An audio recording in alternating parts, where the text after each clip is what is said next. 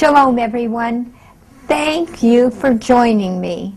This is Jackie Yaki of High Adventure Ministries. And today, my very good friend, Barry Siegel, right from Jerusalem, Israel, is going to be doing an episode of his series, Roots and Reflections. Oh, it is wonderful. And it's about different places in Israel. You're going to be there to see and learn some biblical teachings right in the Holy Land. Come on, let's go see what Barry has to say.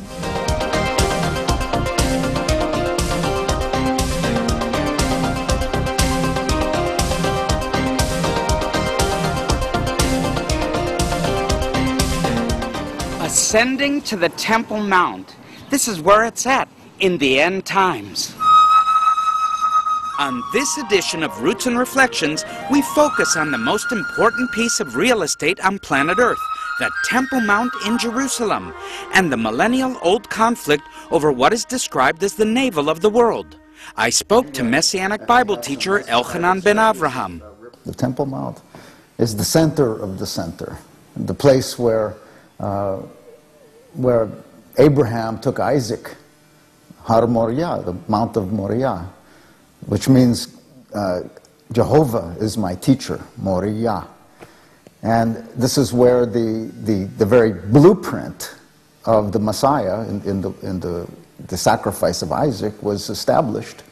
This is where the King Solomon built the first temple, where the very presence of God filled. And this is the very place that in Herod's temple, the Son of God walked in, Yeshua HaMashiach, walked into this building and said, "This is my Father's house."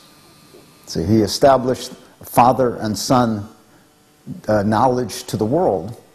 By the way, this stone, where we say that the temple is built upon, where Isaac was to be offered up by Abraham, is the word Evan. And I don't know if you thought of this, Barry, but Evan is made up of the word Av, Ben, Father, Son. The stone which the builders rejected, Av, Ben, Evan. The prophet Zechariah says that God will make Jerusalem a very heavy stone for all peoples. All who would heave it away will surely be cut in pieces, though all the nations of the earth are gathered against it.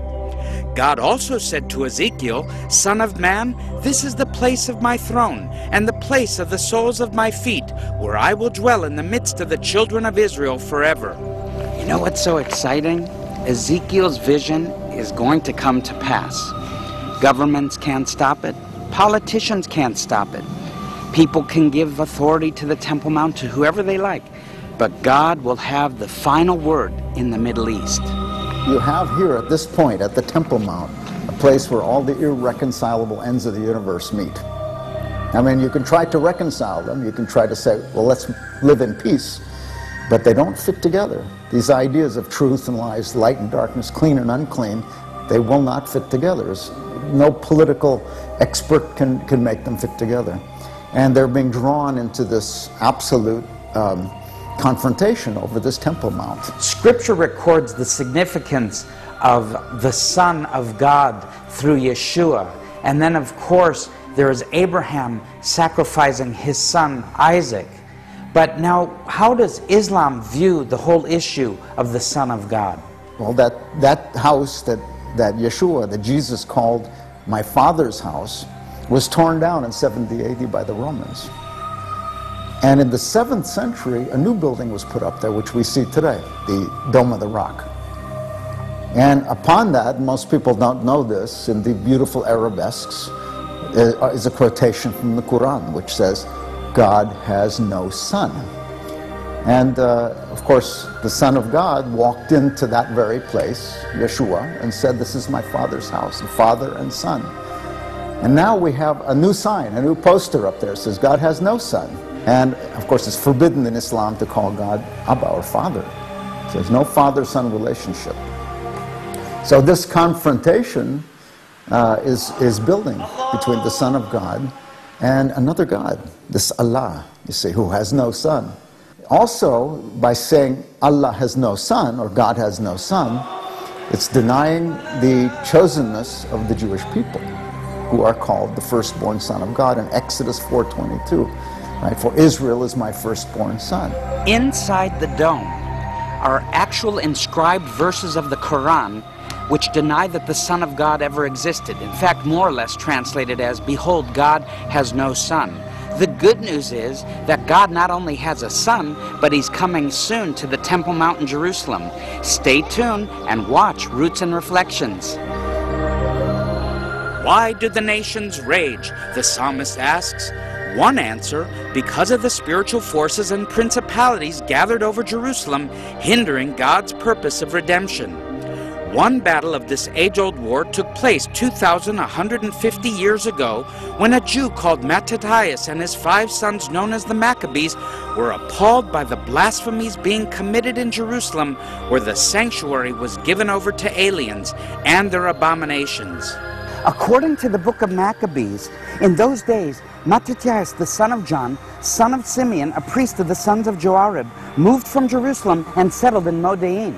At this ancient site of the graves of the Maccabeans, it's only a stone's throw, well, quite a long stone's throw, from modern city called Modain, which didn't even exist 15 years ago, but today is a flourishing city in the heart of Israel. Now that's exactly where my older daughter and son-in-law settled, and they did exactly what it said here in the book of Maccabees. They came down from Jerusalem and settled in Modain. Blessed are you, O Lord our God, King of the universe, who has sanctified us with his commandments and has commanded us to kindle the Chanukah light. Blessed are you, O Lord our God, King of the universe, who has wrought miracles for our forefathers in those days at this season. At Chanukah, we celebrate the victory of the Maccabees over the Greeks and Hellenists who sought to eliminate Jewish practices by setting up Greek gods on the Temple Mount and other cities like Modain.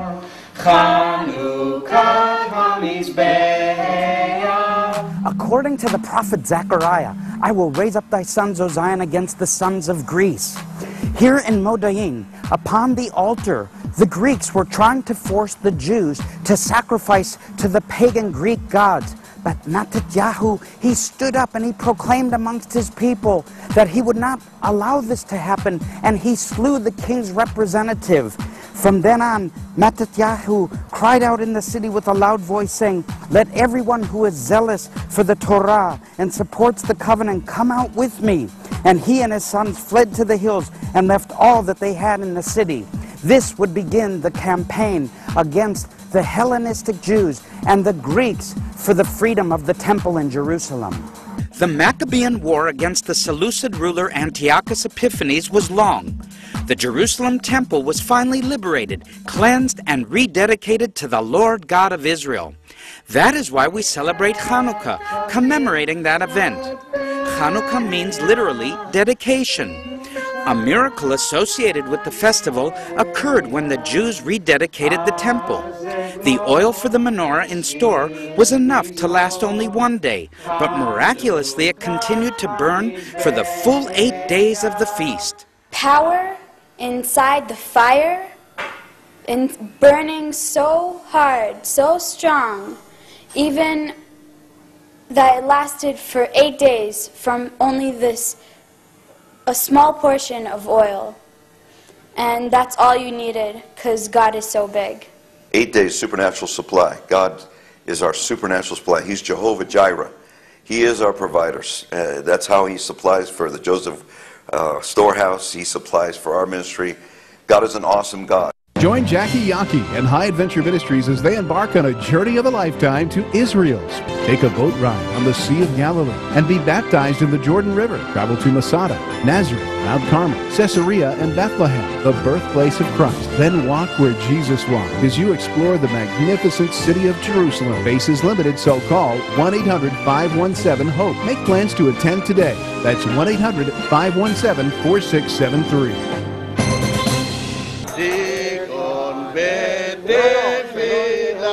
Every year at Chanukah, the Temple Mount faithful, led by Gershon Solomon, gather at the Maccabean graves in Modain to light the Chanukiah candelabra and declare their identification with the Maccabees. The Temple Mount faithful traced the Maccabean route from Modi'in to Jerusalem, site of great victory. המעטים שיגברו על הרבים.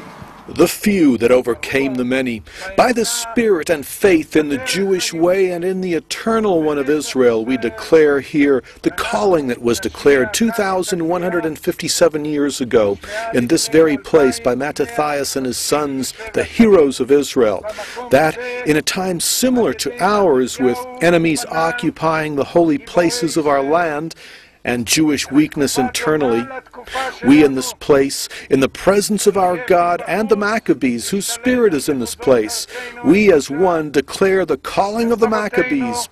Who is for the Lord? Come out with me. מי להשם אליי? כולנו יחד. מי להשם אליי? אתם החשמונאים של ימינו. You are the Hasmoneans of today, in the face of a nation that's losing its identity and its God and its land and is losing its very soul, the Temple Mount and Jerusalem. We've come here to declare that we will continue in the way of the Maccabees until the Temple Mount is back in the hands of the nation of Israel and the house of the Lord is rebuilt. You, the few in number, are the strong, great in spirit and faith. Today's the 8th day of Hanukkah. In Hebrew it's called Zot Hanukkah. This is it. We're going to need lots of energy to follow the Temple Mount faithful up to Jerusalem. So let's take a snack break. I have to tell you, at Roots and Reflections, there are no boundaries to what we'll taste and eat. One of those things are sufganiyot, which is a traditional donut, but it's filled with jellies or jams, and now they've really gotten exotic and of course gone beyond the limits with white chocolate sufganiyot. My goodness, is that a fattening subject? But I'm telling you, Hanukkah, you can let yourself let go and have a sufganiyah. We have butterscotch and strawberry butter and chocolate and white chocolate, and we have with nuts and without nuts, and that's it. Which one is, that's which one here? This is white chocolate with nuts. Oh gosh, I have to try one of those. Take one. One for me and one for you. I want brown chocolate. Okay, so let's toast. Happy Hanukkah. Happy Hanukkah. Oh, they're the best. They're good, huh? Sufganiyot for Hanukkah at Mafia Naiman. The reason all these sufganiyot are being packed up right now is we're going to take them on behalf of the Joseph Storehouse to poor and needy children on behalf of Neumann Bakery in order to bless the children who don't have with great sufganiyot or donuts, which is a traditional gift during Hanukkah. This is a blessing that a bakery would be such a blessing for others, and we're happy through the Joseph Storehouse to bless those who are in need. Can you imagine if sufganiyot are this heavy? Imagine what it does to our weight. But you know what? These are so good! James 5:16 says, "The effectual fervent prayer of a righteous man availeth much." The Wailing Wall is reported to be the closest place to the heart of God. The Ark of the Covenant was here. For hundreds of years, people have prayed and written their prayer request on papers they have inserted into the wall. If you have a prayer request, High Adventure Ministries, Voice of Jerusalem, has people in Israel standing by to take your urgent needs to the Wailing Wall. A postcard will be mailed to you from Jerusalem. You can call 1-800-517-HOPE. That's 1-800-517-4673. High Adventure Ministries, Voice of Jerusalem, has planted trees in Jerusalem since 1975. These trees continue to grow among the trees we are still planting today. Be a part of fulfilling biblical prophecy by planting a tree in Israel in memory of your loved one for just $25. A beautiful certificate will be mailed to you from the Holy Land. Call 1-800-517-HOPE. That's 1-800-517-4673. We shall light the Chanukiah candles. We are in a time which is so similar to the time of the Maccabees on one hand, pressure of all the world, but the time is so similar, and not only in the political meaning, but also in the spiritual meaning inside Israel. On one hand, Israelis that feel that they belong to the heritage and the spiritual Maccabee revolution. On the other hand, the Hellenistic Jews, as they call them, Israelis today, that believe with such a terrible mistake that Israel came back to the land to be another nation in the world, and they don't understand that Israel was regathered by God to the land. In the time of the Maccabees and Hasmoneans, the country faced Hellenization. The land was being handed over to the Greeks, but the Maccabees changed history and saved the nation of Israel through that struggle of the few against the many. If they hadn't have done that, Israel would not be here today. We're the descendants of the Maccabees, and at this critical hour, this people and land must be saved again. Gershon Solomon and the Temple Mount faithful declare their message to the nation of Israel inside Jaffa Gate, calling for a return to their roots, focusing on a house of God rebuilt on the Temple Mount. Many Israelis do not share their zeal. Things haven't changed since the days of the Maccabees. The main preparation, I would say, is to prepare the hearts of the Israelis so they will understand that this is the main goal today. And I say it all the time to my people and to our leadership. In the moment that you will remove the Islamic enemy from the hill of God, from the Temple Mount, and build the temple, it will change all the atmosphere all over the world and open a pro-Israeli time all over the world. I have no doubt about it. This is the key place. The Apocrypha says the sanctuary was trampled down, and the sons of aliens held the citadel. It was a lodging place for the Gentiles. Joy was taken from Jacob, and the flute and the harp ceased to play. But after Judas and his brothers defeated the Greeks, the tune changed. They also rebuilt the sanctuary and the interior of the temple and consecrated the courts. They made new holy vessels and brought the lampstand, the altar of incense, and the table into the temple. Then they burned incense on the altar and lighted the lamps on the lampstand, and these gave light in the temple. It was dedicated with songs and harps and lutes and cymbals. All the people fell on their faces and worshipped and blessed heaven, who had prospered them. So they celebrated the dedication of the altar for 8 days. The Temple Mount soon is going to be again the place of the third temple, the eternal temple. A house of worship, love, and prayer for Israel and for all the nations. On the march through Jerusalem's Old City, on the way to the Temple Mount, we pass a landmark indicative of a certain Jewish desire to repossess Mount Moriah, the hill of sacrifice where atonement for sin was performed. Preparations are underway for reinstating Jewish temple ritual. Wow! This golden menorah has been rebuilt according to the writings of the sages and Maimonides. There is an organization here in Jerusalem actively preparing vessels for the rebuilt temple on Har Habayit. Could this be the menorah that will soon stand in that temple, covered with 43 kilos of gold, 1 kikar or talent? Groups and people started to prepare priests and Levites for the worship in the temple. Vessels. We started to prepare architectural plans for the temple. We educate youth so the next generation will be ready for this great godly event. As expected, the temple faithful are not allowed onto the Temple Mount. They attempt it every festival, but so far without success. Instead, Gershon and his followers are allowed by police onto the southern steps just outside the Hulda gates. 20 centuries ago, this was the main entrance for Jewish pilgrims going up to the Temple Mount on festivals. Israel did not come to this land to be another nation in the world, a physical, materialistic nation. We came to complete what God started when He sent Abraham, Isaac, and Jacob to this land, to this mountain.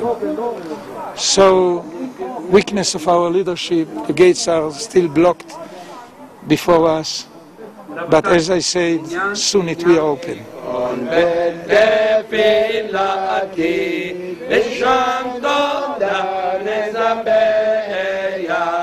The Maccabees were few in number.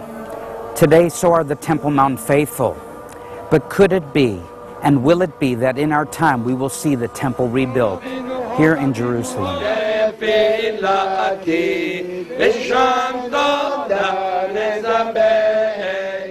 Join Jackie Yaki and High Adventure Ministries as they embark on a journey of a lifetime to Israel's. Take a boat ride on the Sea of Galilee and be baptized in the Jordan River. Travel to Masada, Nazareth, Mount Carmel, Caesarea, and Bethlehem, the birthplace of Christ. Then walk where Jesus walked as you explore the magnificent city of Jerusalem. Space is limited, so call 1-800-517-HOPE. Make plans to attend today. That's 1-800-517-4673. At the southwest corner of the Temple Mount, there is a very important word to learn. Our word of the week, kadosh.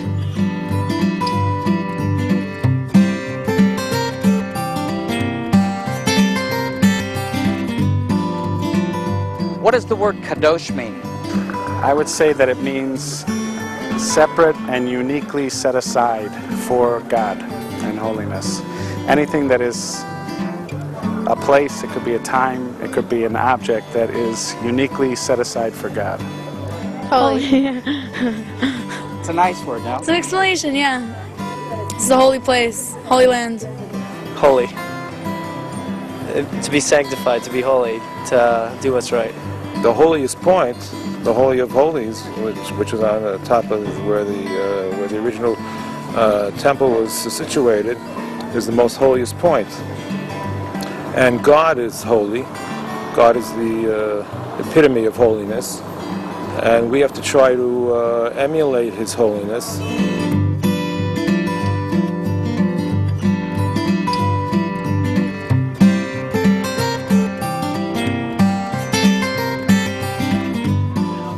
Well, the word's out. I can't get in because I'm not a Muslim. Storms still loom over the Temple Mount. A short visit by Knesset member Ariel Sharon in September 2000 sparked the second Palestinian Intifada, which raged for years with waves of bus bombings, terror, and death. Jews and Christians weren't allowed here for years for fear of igniting further Islamic violence. Even today, visitors are prevented from entering the Dome of the Rock, but are allowed to visit outside areas, just so long as they don't pray or read the Bible. At the Western Wall, anybody can pray, regardless of religion. But here, only Muslims are allowed to pray. The prophet Isaiah prophesied in chapter 56, "My house will be a house of prayer for all nations." You know, and this wonderful vision.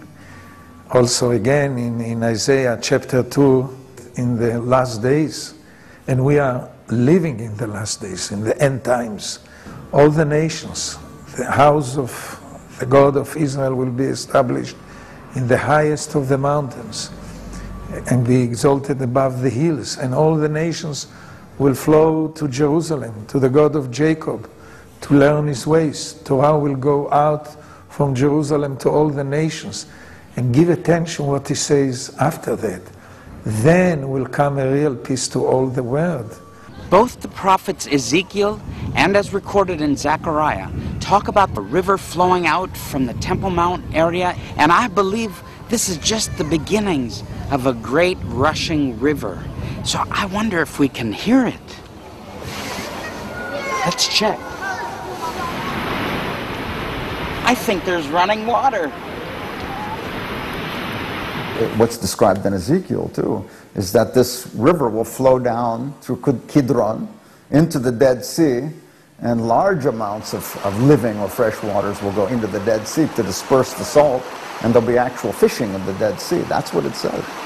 That river will flow from Jerusalem, according to Revelation, with the tree of life on either side, with healing for the nations. According to Ezekiel, the water will flow from under the threshold of the temple, towards the east and towards the west. And it shall be that every living thing that moves, wherever the rivers go, will live. Thank you for being with us in Roots and Reflections, our program from Israel, bringing you insights to the land of the Bible, its history, natural beauty, people, food, tourism, and much more. Your donations to help produce Roots and Reflections are much appreciated.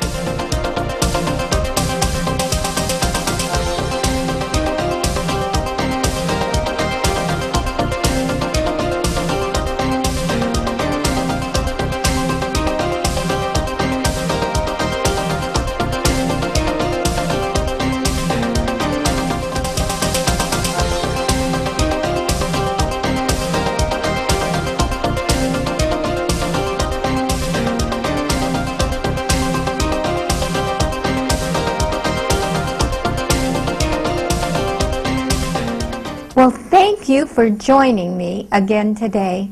That was wonderful. I also want to thank my good friend Barry Siegel, the president and founder of Joseph's Storehouse. He's our partner and friend. Now listen, let me remind you, the Bible says, for all those who want to prosper and who will prosper, pray for the peace of Jerusalem.